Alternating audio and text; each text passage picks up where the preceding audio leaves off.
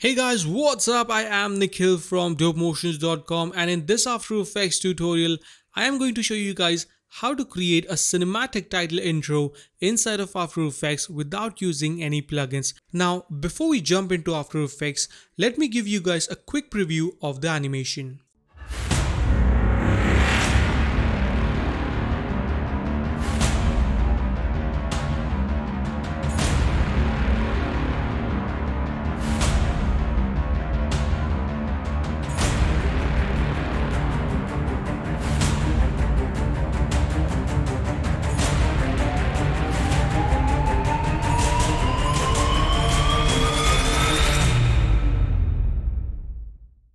So as you saw, it looks super cool and super professional, and it's very easy to create. So without any further ado, let's jump into After Effects and get started.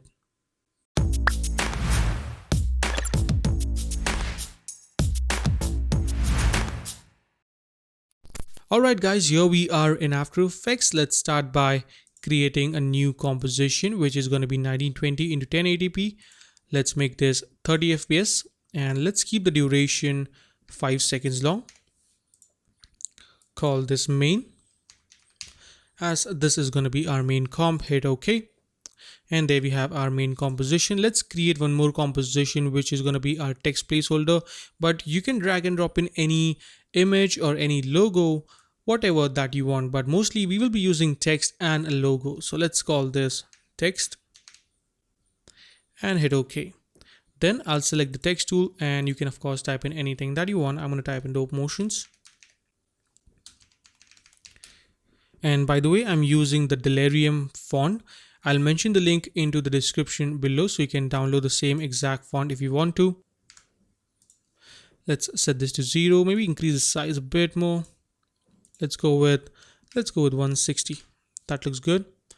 Also, I'm going to pretty quickly align it into the center. If you don't see this align tab, you can go into Windows and click on this align tab. That should pop that up. I think it's a bit too small, so let's jump to 200. Okay, that looks much better. Now let's add a very simple animation to our text. So I'll go into the text properties, click on animate, and let's add a tracking. It should be at the bottom. And let's animate our tracking. So let's keyframe this at 0, just the tracking amount. And I'll go to around maybe 5 seconds. Let's go all the way up and increase that up just a touch, like 14 should work. Yep, very nice and simple. Looks pretty good. Let's jump back into our main com and let's start building up our scene. So firstly, I'll add a background. So hit Ctrl Y to create a new solid. Call this BG. For background, keep it a nice black.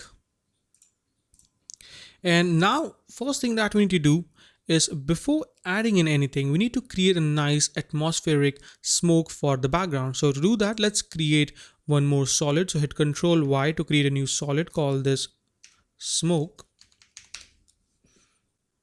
Hit OK. Go into effects and preset and type in fractal noise.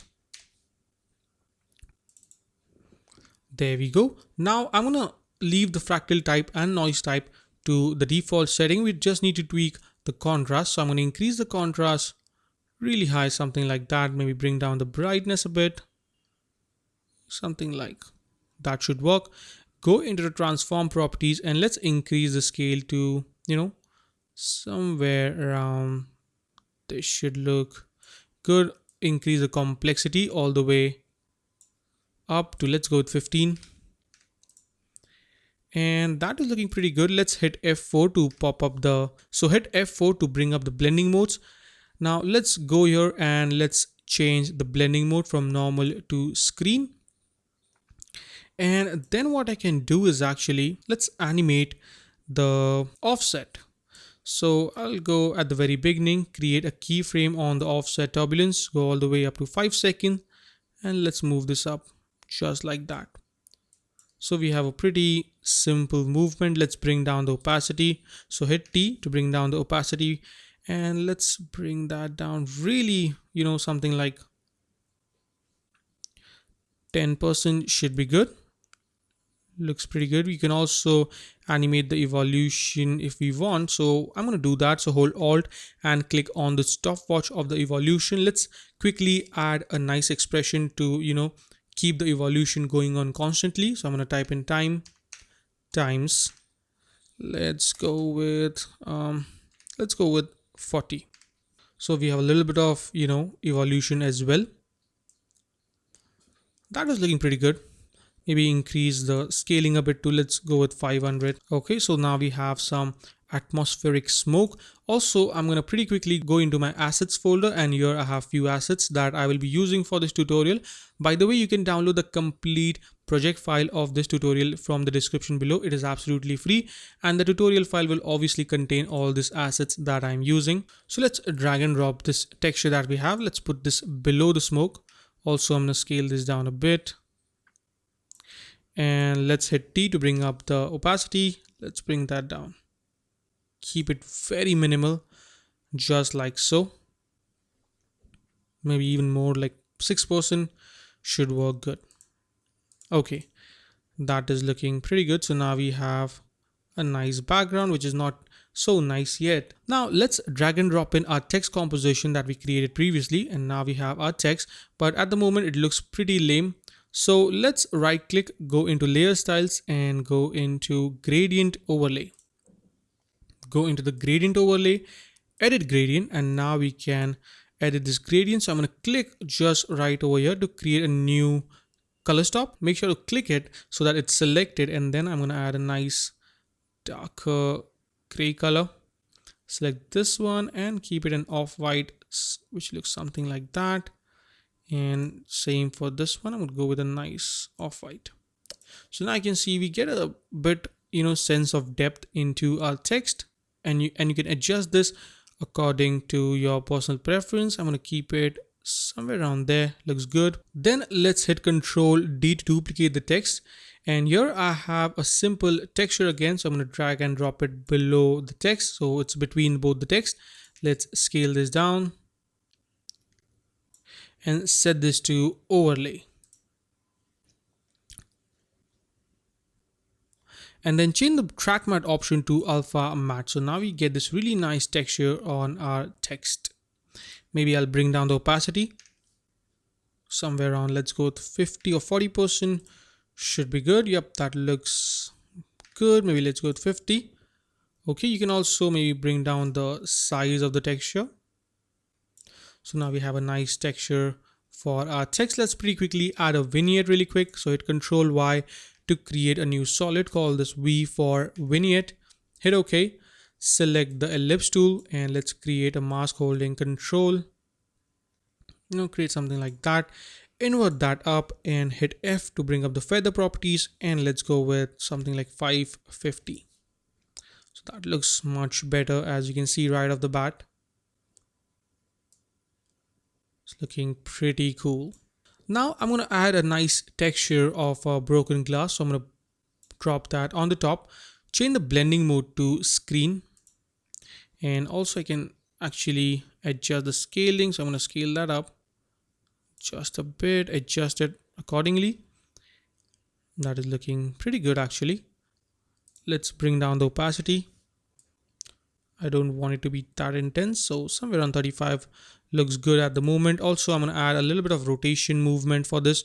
So again, I can hit R to bring down the rotation properties, hold Alt, click on this stopwatch, and let's type in time times, let's go with something like 20.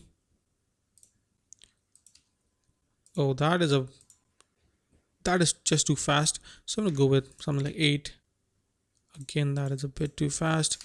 Let's go with 2. Yep. That looks much better actually. Now let's drag and drop in our particles onto the layer, and let's set the blending mode again to screen. So now we have some particles as well, and now our scene is starting to look a bit more cool. Now we have a background smoke. Let's create a foreground smoke as well. So let's select the smoke layer, hit Control D to duplicate it, put this on the top, and then I'll increase the contrast. So let's increase the contrast really high, maybe something around 300 and bring down the brightness. You just want some small patches like that.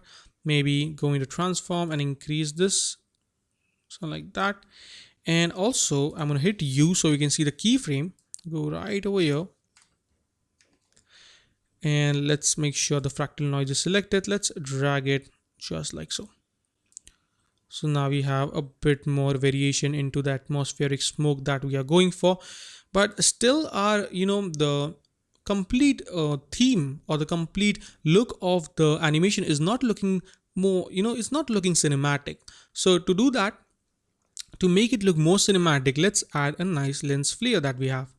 Set the blending mode to screen, and now we have some nice lens flare, but still it's not looking quite cinematic. So we need to do some tweaks and some color correction, some basic color correction. So let's create a new adjustment layer. It should be, let's actually go into layer, new adjustment layer, call this CC for color correction. Go into effects and preset and type in curves.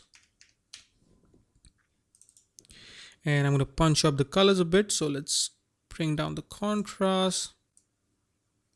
Go into the blue channel and let's pump that up really high. You can also go into the red channel. Let's bring that down a bit. And now you can see it started to look a bit more cool. Let's actually bring up the vignette on the top and bring down the opacity of the vignette so it's not too harsh. Make sure the lens flare the vignette is below the lens flare so it doesn't, mess that up. And actually that is looking pretty cool. Also, one more thing that you need to keep in mind is switch to 16 bits per channel. So hold Alt and click on this so you don't get any kind of color bending. Also, I'm going to actually switch back the vignette to 100. That looks much better. And that is looking pretty cool. Now let's create a new adjustment layer again. So let's go into layer, new adjustment layer, and add some sharpen to this.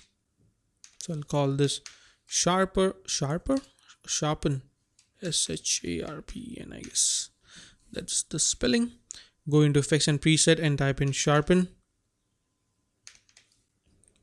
Double click to apply that up. Let's increase that up to 20. That should be pretty good. Maybe let's go with 25. Okay, that is looking much better. Let's hit Control D to duplicate this layer. Call this blur. Delete the sharpen from this and let's add a fast blur on this. So let's go into effects and preset, type in fast blur and repeat H pixel, turn on. Let's animate the blur. So I'll go to around 2 seconds, create a keyframe on the fast blur, make sure it's set to 0, go back and set this to around, let's go with maybe something like 25 should work good. That is looking sweet. Also, one more thing I'm going to do is duplicate the lens flare. So hit Control D. So we have a very intense lens flare. Hit T to bring down the opacity, create a keyframe, go to 2 seconds and set this to somewhere around, let's go with 50. Or actually, let's bring that down to 0.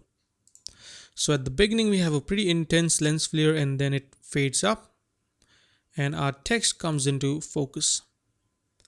So yeah, hit Control Shift H to hide the guide layers, and as you can see, this is looking pretty nice.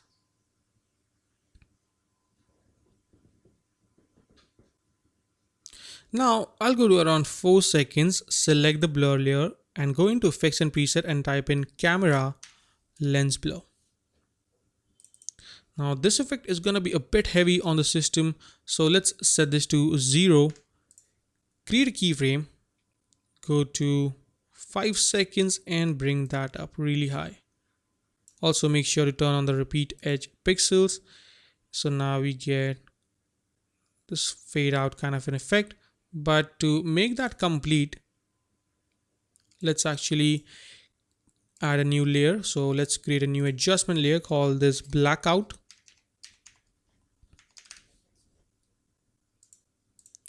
Okay, let's go in effects and preset and add a gradient wipe. So let's double click to apply the gradient wipe And let's increase the transition softness all the way up to 100, and now we can animate the transition completion to get a nice, fade out. So let's create a keyframe at 4 seconds, go at 5 seconds and set this up all the way up to 100. So now we should have a nice fade out with some nice camera lens blur. And I think that is pretty much it for this. The last thing that we can do is add some letterboxing. So hit Ctrl Y to create a new solid again. Call this LB for letterbox. Hit OK. Also, I'm going to turn on the title action safe. Select the rectangle tool and let's create a mask just like so. Hit V, select these points and drag them out just like that. Select this one, drag them out and invert the mask. And there you have your letterboxing and your cinematic title intro ready in just few steps. And it looks just so cool. So yep, that is a wrap for today, guys. I hope you enjoyed this tutorial, and if you did, then please do subscribe, comment and like, and I will see you guys in the next video. Till then, take care. Also, before you go, make sure to follow me on Instagram at dope.motions. I am super active there. Make sure to check out my microblogs on Instagram. That may be helpful to you as well. And yeah, I'll see you guys in the next video. Till then, take care and always stay raw, stay creative.